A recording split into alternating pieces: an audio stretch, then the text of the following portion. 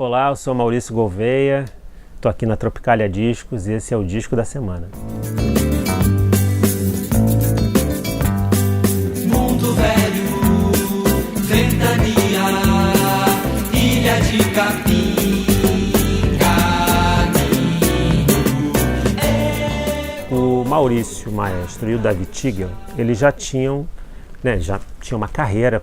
Esse disco é um disco do Boca Livre, é um disco gravado em 79, lançado no final de 79, gravado em meados de 79 e lançado no final. E ele o Maurício e o Davi já vinham de experiências desde os anos 60, né? E a maior delas, assim, de maior expressão, o grupo vocal Momento 4, que eles tinham estruturado junto com o Zé Rodrigues e o Ricardo Vilas. Então, eles já tinham essa história de grupos vocais.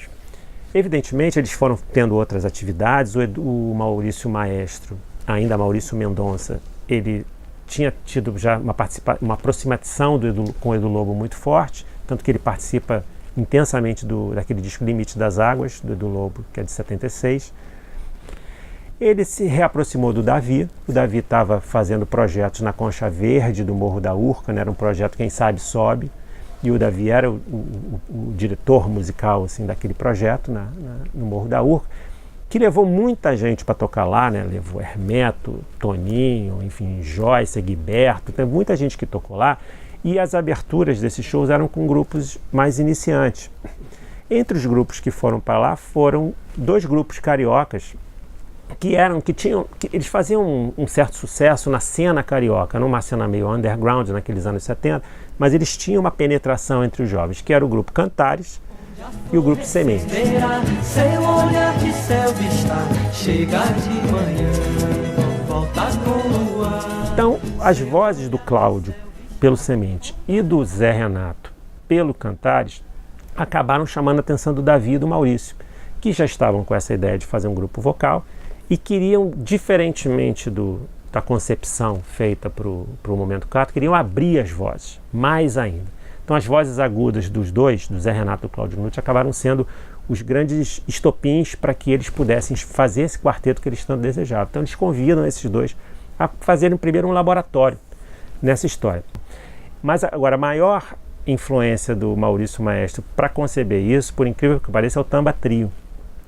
Ainda que ele adorasse o MPB4, sabe, ele de fato se influenciou pelo MPB4, pelos cariocas, que ele tem uma veneração por Badeco, Severino Filho, Quartera, que toda aquela concepção. O Tamba Trio é um grupo que sempre, sabe, deixou o Maurício meio fora do prumo. É uma canção para se cantar, mas é tarde para voltar.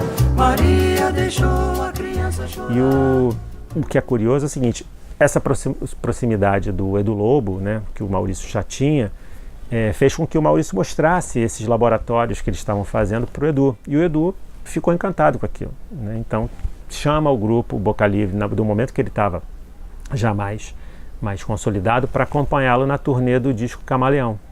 Fez projeto Pixinguinha, excursionou pelo Brasil, e eles gravam também, eles participam do disco Camaleão, algumas faixas, entre elas o Lero Lero, né, aquela música do Edu com Cacaso, o Trenzinho Caipira, então, que são faixas que ficaram emblemáticas aí com a participação do Boca Livre. E é ali que o Boca Livre meio que começa a ter essa exposição maior para a mídia. Sou brasileiro de estatura mediana, gosto muito de fulana, mas cicrana é quem me quer. E o Boca grava esse disco lá em julho e agosto de 79, né, com aquela proposta deles que era gravar, era uma música como não era diferente para aquela geração, muito influenciada por Jobim e Milton Nascimento, por todo aquele universo jobiniano e o universo de Minas do Clube da Esquina.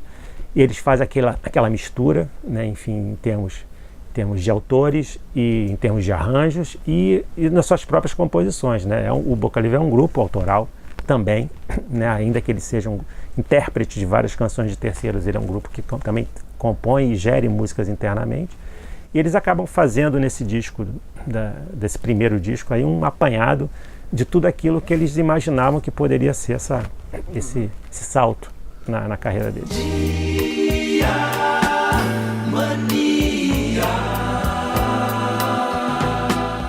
é um disco que já traz um repertório, né, um repertório que o Cantares e o Semente já habitualmente cantavam, né? A questão do Cantares já tinha no seu repertório a música Na Direção do Dia. Nesse disco do Boca Livre ganha o título de Toada, né, com subtítulo Na Direção do Dia. Ela é muito semelhante à gravação do Cantares, porém ela ganha a opulência dela toda com aquela harmonização vocal do Maurício.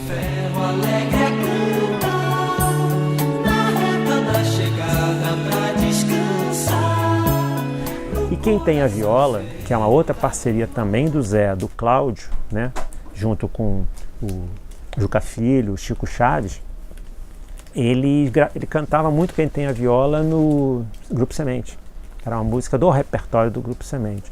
Então, quer dizer, eles acabam trazendo essas composições que eles já tinham para dentro do grupo e acabam sendo, tanto quanto Toada, Quem Tem a Viola é uma música muito associada ao repertório do Boca Livre, que eles não podem deixar de tocar. Viola pra se acompanhar, não vive sozinho, nem pode penar.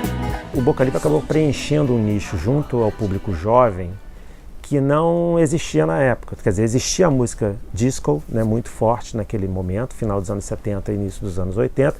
A coisa do rock Brasil ainda não tinha explodido, mas já havia sinais de um movimento de uma música pop rock que pudesse estar tomando conta da juventude.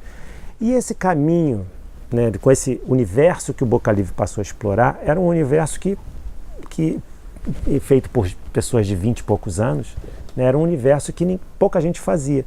E eles acabaram ganhando o coração dos jovens que seduziam seus pais, né, e seus tios para irem nos shows também. Então, o sucesso avassalador do Boca Livre nos shows que tiveram no início naquele verão de 1980, acabaram se convertendo em vendas. Preciso aprender os mistérios do rio pra te navegar.